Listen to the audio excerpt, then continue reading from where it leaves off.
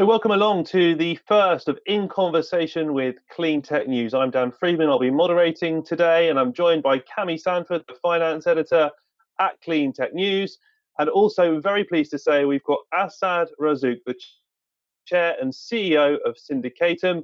He was chosen in 2016 as amongst the 20 most influential CEOs on Twitter by INSEAD, alongside the likes of Tim Cook, Bill Gates, Elon Musk, and Richard Branson, and has done so much to further the cause of clean tech back when it wasn't even very fashionable.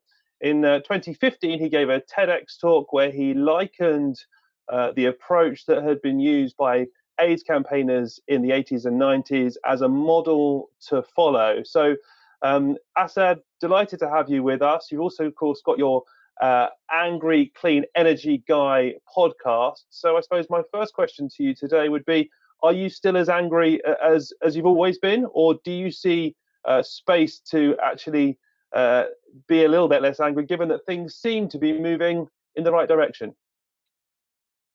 Thanks for having me. There's no time for less anger. Absolutely no time whatsoever. And you just have to kind of look around you. My latest podcast was on plastic. I mean, if you actually look in detail into how the oil and gas and petrochemicals industries are driving us to consume an incredible amount of plastic, because that's where they think they're going to keep using oil and gas, forever. You can get really worked up, Dan, if I can put it this way. So, and then when you then realize that we're all breathing microplastics, drinking microplastics, eating microplastics through the food chain, and that's just one aspect of climate, clean tech, biodiversity, all of which are interlinked. And then that's kind of underneath the climate change problem, just making it worse and worse and worse. There's really no time not to be angry. And in fact, I'm surprised that the anger across the board is not much greater. And you've been in the sustainability industry for a long time now. What prompted your initial move into clean energy? Look, I built a business with lots of talented colleagues that initially was trying to capture greenhouse gases that otherwise would have made the climate change problem worse, and then turn them into useful sources of revenues like electricity. Our very first project was in the coal capital of China in Shanxi province, which today, by the way, about 15 years later, is actually quite transformed because of what the Chinese are doing in terms of fighting, pollution. And in that trip, I was actually quite taken by how unhealthy everyone looked that I had to deal with in terms of their skins and their teeth. And it was all due to the fact that they worked either near or in or at coal mines and coal-fired power plants.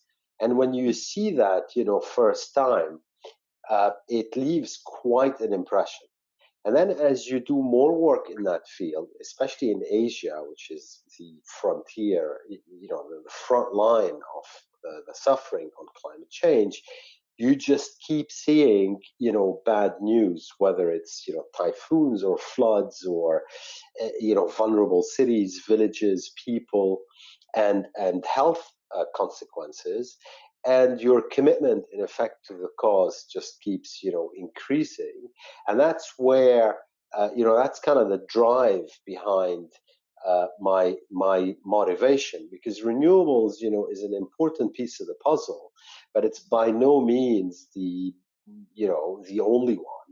I mean, there are so many facets to the climate change issue, and so you have to try and do what you can, and all of us have to do what they can at their size, so to speak. with the tools that they have at their disposal. Yeah, and often I think the climate change movement is categorized enormously as an environmental movement. So for you, would you say that you are motivated a lot by the social aspects of it? Because you've touched on sort of the effects on people in terms of both plastics and your example in China. That's a very interesting question. One of the things, if you listen to my TEDx about what the climate movement should be learning from the fight against HIV, one of the key lessons is to stop talking about things and to talk about people. So yes, I think at the end of the day, we have to focus on people, but we can't forget everything else. Because I mean, at the end of the day, we are the most lethal species in the history of the world by far. And so we impact nature and rivers and oceans and animals and insects in a massive way. But ultimately, you cannot communicate the gravity of the problem just by focusing on insects, because you get people's sympathy for 3 minutes and then they'll move on. You have to actually focus on people and on health. And the coronavirus, puts this into context, because the whole thing about the coronavirus is about asphyxiation. Is about the respiratory side of the problem. And in effect, we have a mega coronavirus floating just above the coronavirus that we're currently, busy with. And the health aspect of climate change is therefore critical. Yeah, and in your 2015 TED Talk, you start with a very poignant quote from Einstein saying insanity is doing the same thing over and over again and expecting a different result. And obviously in that same TED Talk, like Dan said at the beginning, you referenced the AIDS movement in terms of a much more targeted approach. So do you think coronavirus, because of not only the pause that it's afforded us to sort of stop our operations and reevaluate, but also because of that health aspect, do you think that really represents a chance for actually accelerated change in terms of the climate movement? Look, I hope and I expect. Do I actually think? I don't think it's going to happen on its own. So we have to keep shouting from the roofs and we have to keep taking action.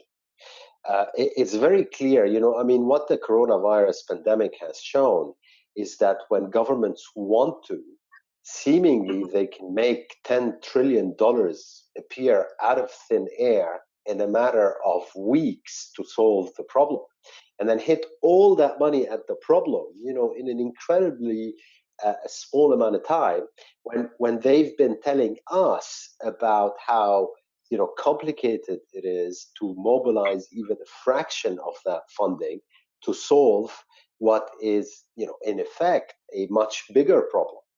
And so, yes, I'm hopeful. Yes, that's what I expect. But I do think that climate action is more needed than ever right now, because in part the coronavirus has raised the awareness of the importance of actually breathing properly, not being asphyxiated. And the climate change problem, when in some parts, when you bring it down to my and your health, is about actually killing us all. So yeah, definitely. Do you think this period, though, in the same way that there's a renewed focus on issues of race and equality, will provide an opportunity in terms of resetting the conversation? You talk about that it's stopping talking about things, start talking about people. It suggests that there's almost a communications issue as much as a way of thinking issue. So is there an opportunity to reset that and start, I suppose, putting people first as we move forward out of what we hope is the beginning of the end of this coronavirus? Look, it's not a communications issue, obviously. It's much more complex than that. Communication plays a role, right? Um, but yes, it's also a race issue and it's a gender issue. I mean, think about it this way: the people that are the most vulnerable from climate change, just as we're discovering the people most vulnerable to the coronavirus, are those impoverished communities. And in the case of climate change, they're generally in the global south. So if you think about the refugees angle, for example, of the climate change problem, that's all migration from south to north. And then if you look at the gender aspect of the problem, it's again the same thing. The most vulnerable gender to climate is quite often in emerging markets women ahead of men, and then the poor ahead of the wealthy. I mean, at the moment, what the wealthy are doing is they're basically building ways to put you on a space shuttle and send you off to Mars if there's a very big problem, but there's only so many that can afford that, right? And yes, these issues are all intertwined, and climate change is, so to speak, the kind of house that actually brings them all together in quite a stunningly, pictorial and graphic way. And in terms of developing countries, I think it's something you've discussed with our editor-in-chief Maisie before, but sustainable solutions are often the way forward for them, and sort of referencing the efforts of the democratization of energy through the Reneum Institute and EV Impact. What do you think the role of clean energy is in sort of bridging that gap? Look, we have to be careful about how ambitious we can be, because we need to make a difference very quickly, and we really shouldn't be distracted. So if you want to focus on turning things around, there's really kind of two things that we have to focus on first and foremost, both of which are hugely applicable to developing countries, but also to richer countries. The first one is we have to go 100% electric and 100% renewable. And now that I think the message is coming out that this is not only cleaner and healthier, but also much cheaper, right? You can be a little optimistic that it's going to start happening faster where it matters, which is in highly populated countries in Asia that still need to build energy demand, still need to build more energy supply, because their demand keeps rising. That's the first thing you have to focus on. And then the second thing is the whole deforestation and biodiversity zone, because some of the most important forests on the planet are located in these countries, Brazil, Congo, Indonesia, but also India, China, and Burma, and elsewhere. And that's another resource that's being depleted at the same time as the greenhouse gases, are piling up in the atmosphere. But you can tackle these two most effectively and most critically in Asia today, because that's really where the key battle is taking place. Do you, when you look around and you see sort of other people advocating for clean technology, who are the voices that you think people should be listening to, and who are the other leaders you look to who you think are doing things well and we can learn from? Dan, I think so many people are doing things well, but the key is not, well, to me, the key is not who they are. The key is to identify who is diluting those actions because of kind of a propaganda movement to obfuscate facts. And if you will, it's kind of the good guys. There is an enormous amount of good guys, literally hundreds of thousands, millions of people actually trying to do the right thing. Every person trying to save a plastic bag, or eating less meat, or biking, is actually trying to do something. But why are so to me the question is more like, why are the collective efforts of hundreds of thousands, if not hundreds of millions, working, right? And the answer is, you have a movement, mostly funded by big oil and gas and petrochemical companies, but also large consumer companies, the Koch brothers, some caricature figures as well, who deliberately are obfuscating the debate, and have been funding, fake think tanks and fake experts and fake science for something like 40 years. And none of what I'm saying is really news or breaking news. It's all actually documented. I mean, you just have to Google Exxon climate change denial, and you'll see their internal papers and how their lies, have evolved. So to me, actually, it's not so much about the good guys. It's more about, are we clear on what the bad guys are? Are we clear on their propaganda machines, like the wonderfully named Oil and Gas Climate Initiative, which you should check out sometime? And that's like a business which is trying to put billions to work, in effect funding companies that need more oil and gas. But they called it the Oil and Gas Climate Initiative to look good, and it's out there with a beautiful website, lots of money, and what have you. And that's the problem. The good guys, there's plenty of them, and they're doing the right thing. How do we overcome that then? So,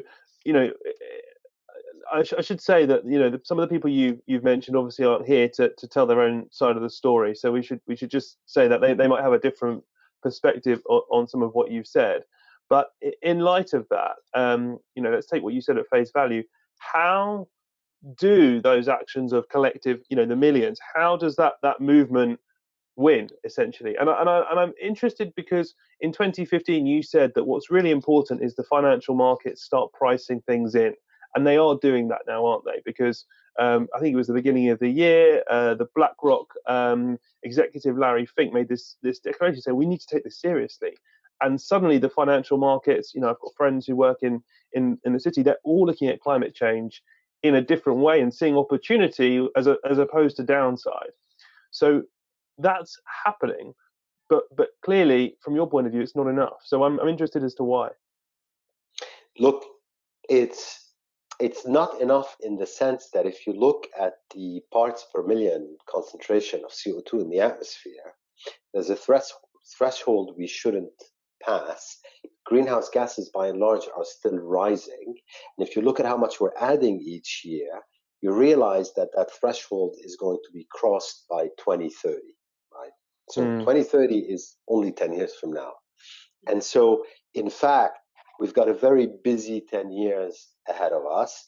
And yes, you're absolutely right. The collective action of literally hundreds of millions is not moving the needle. Why? There are many reasons why, but I gave you one at the beginning of this webinar by saying we're being drowned in cheap plastic, which is incredibly difficult to avoid, right? And there is so much more of it coming. It's actually quite stunning. So in 1973, each of us consumed 2 kilos of plastic. Today, each of us consume 46 kilos of plastic. That's 23 times more, for no good reason, by the way. You can go back to 2 kilos and be perfectly happy by using plastic where it's absolutely necessary, like healthcare. So the solutions, in fact, are mostly top down, not bottom up. It's not so much about individual action, which is where people are trying to distract us. We should all continue to do the right thing, but we should be aware that what moves the needle is top down. It's government rules, it's litigation, so that those not disclosing climate risk have a fiduciary duty to do so, and then are punished if they don't. It's the insurance companies enforcing insurance policies where, for example, company directors who fail in their fiduciary duty to compute and take into account climate risk, have their insurance policies withdrawn. It's accounting firms doing the right thing as well. And most importantly, in my view, it's money pricing climate risk so that that money moves. And you're absolutely right that the Larry Fink BlackRock letter at the beginning of this year was in some way a very important moment. And it was followed by a cascade of kind of good climate news announcements, which I documented in one of my podcasts back in March. Then we got hit with the coronavirus. Now we have to be doubly suspicious because the coronavirus is being used as an excuse to obfuscate things around. And in my last podcast, I gave as an example the head of the US Plastics Association, who's presenting plastic as the hero or a hero of the fight against coronavirus. And so, look, all I'm saying is we have to stay angry. We have to keep at it. The next 10 years is a very important, time period, and every day and every month, every action matter. But the top down is what we have to make sure changes or moves. And considering it's a lot of large corporations who are contributing to the problem, and you've referenced quite specifically, obviously, oil and gas, to what extent do you think corporate sustainability practices are capable of implementing that change? Because I noticed what you were just saying on your sort of list of top-down policies, corporate sustainability was not one of them. No, corporate sustainability, unfortunately, by and large, is an unenforced and very public relations type exercise. And I'll give you an example. I mean, we're talking about plastics, right? So yes, of course, there's the people who produce the plastics. So they're a problem. Oil, gas, petrochemical companies. But there's also the companies that bury you with plastic. These include some names that we all perceive as being responsible. I don't know, Unilever, Coca-Cola, Pepsi, all of them have beautiful sustainability policies. I mean, absolutely beautiful ones. And they make an enormous amount of noise about it. But the fact of the matter is that they're burying you with their plastic bottles. Now, why are they doing that? They're doing that because they're maximizing short-term profits and because they don't have to, they're not obliged to recycle these bottles. The recycling infrastructure doesn't exist. 90% of plastic is not recycled because it cannot be. We just haven't got the machines to do so. And because the environmental externalities are not priced in. So the question then becomes, how do you change that, right? So the culprits are many. How do you make these corporate social responsibility pronouncements matter? And again, it's back to regulations, pricing the environmental externalities, and making sure that directors are liable for their actions. So if you're sourcing palm oil from a supply chain where you're not 100% certain you're not deforesting Indonesia or Borneo, then you individually as a director are liable. And, we're just simply not there yet. We're getting there, right? So it's not all desperate. So the EU, for example, has put together legislation that's banning most types of single-use plastic from 2021, that says 90% of bottles have to be recyclable, and collected by 2030. There's some important moves out there, but there are some really serious laggards. The financial markets are one of them. Yeah, and in terms of responsibility, obviously there's sort of two ends, there's governmental and there's individual. Where do you think the majority of that responsibility lies? Should we be encouraging consumers to vote with their choice and vote with their money, like sort of in terms of the pension schemes that you spoke about in your TED talk, or should we be really pushing governments? And is that really where the change is going to come from? Look, there's no question that most individuals are actually behaving responsibly. I mean, I don't know what the number is, but it's huge.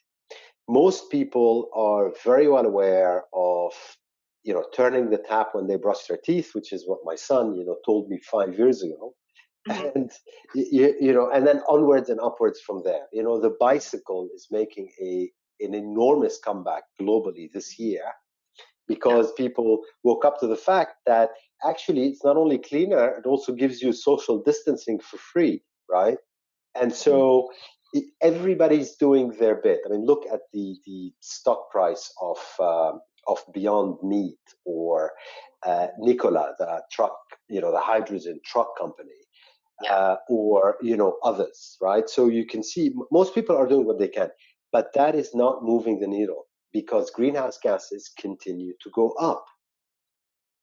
So the answer to your question is, it's a much more a regulation and the financial markets pricing climate risk, insurance companies acting responsibly, and accountants acting responsibly, plus continuing climate litigation. I mean, you need a tsunami of climate lawsuits to get this corrected.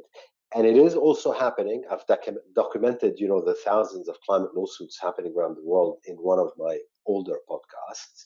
But that's what you need. It's that top-down pressure that we collectively have to maintain from the bottom over the next few years to make sure we get to the right result and don't all fry, basically. Yeah.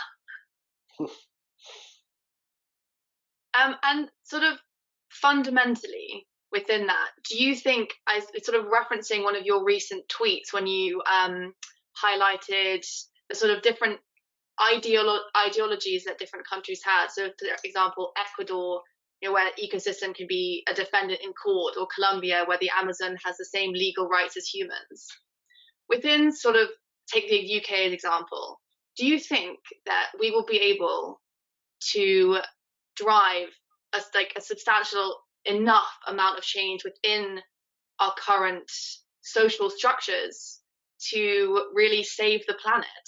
Or do you think it would take that sort of fundamental ideological shift towards these, what we would perceive as more radical natural ideologies? Do you think that would really be what's necessary to live in a way that's actually sustainable?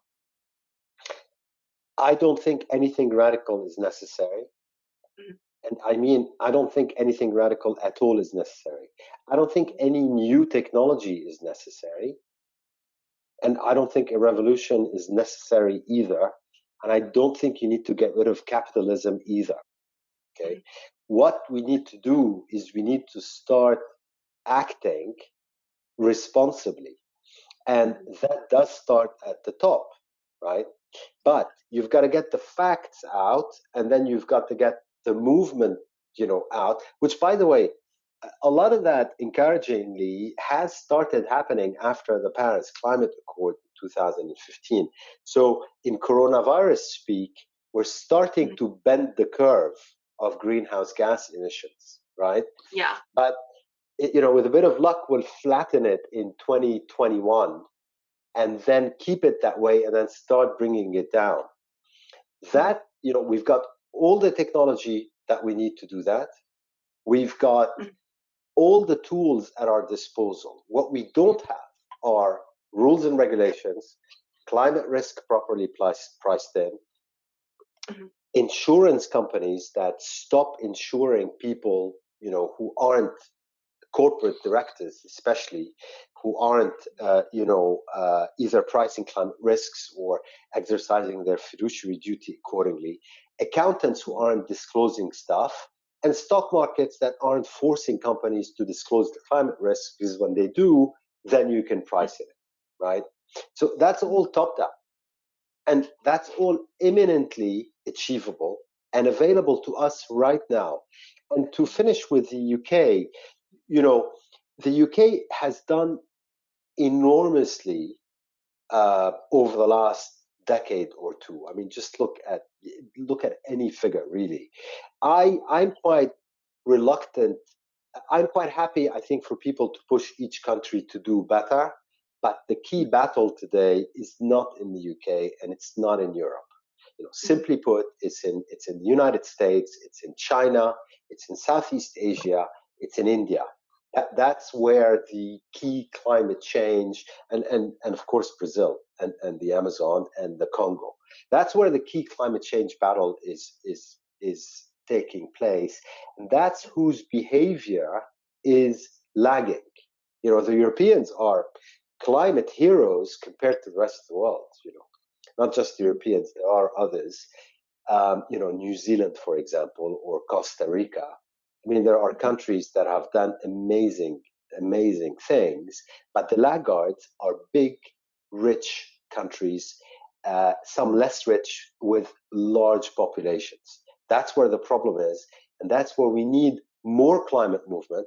And funny enough, that's where we don't have much of a climate movement at all. Mm-hmm. What would be the first steps, do you think, to start to move the needle in those countries? And would you say it's a cultural thing or a leadership thing as much as anything else? The first step then is always the same. It's a bit like the Paris Climate Agreement. The first step is to elect a US president who's on the right side of this debate. Once you do that, the US and Europe can nudge others. That's exactly what happened with the climate agreement, right? So that's the first step, unfortunately.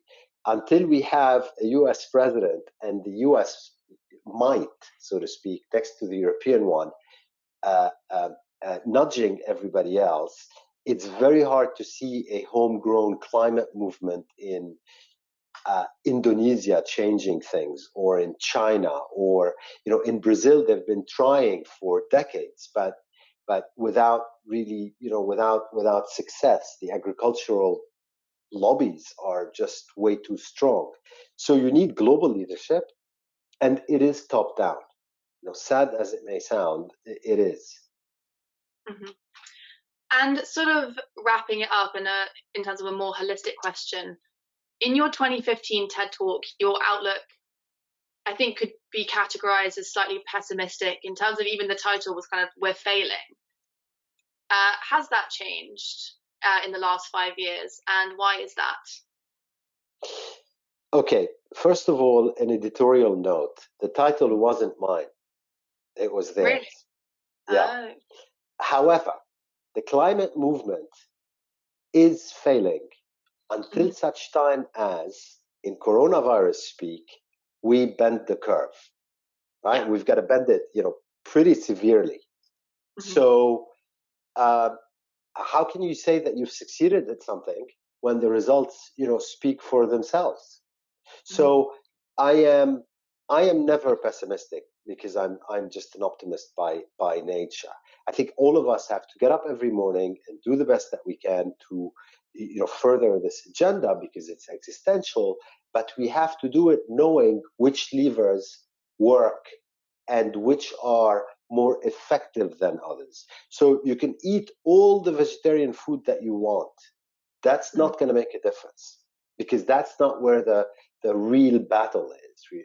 The real battle is on oil, gas, and coal emissions, and on plastic, and on deforestation and biodiversity. But I would rank oil, gas, and coal first. So until we electrify everything, or we're on the road to, and we're on 100% renewables path, we haven't really, permanently bent the curve. Okay, Assad, thank you so much for joining us here at the CleanTech News, the inaugural In Conversation With. If you've enjoyed what Assad has to say, do check out the interview that is on our website with Maisie Law, the editor-in-chief. It's a great article, a great interview, and Assad, a pleasure to have you with us today. My thanks also go to Cami Sanford, the finance editor at CleanTech News, and do check out the website for more content in this space. It's the cleantechnews.com. Tomorrow, we will be speaking to Eva Zabey, the Executive Director from Business for Nature. We will very much hope to see you then.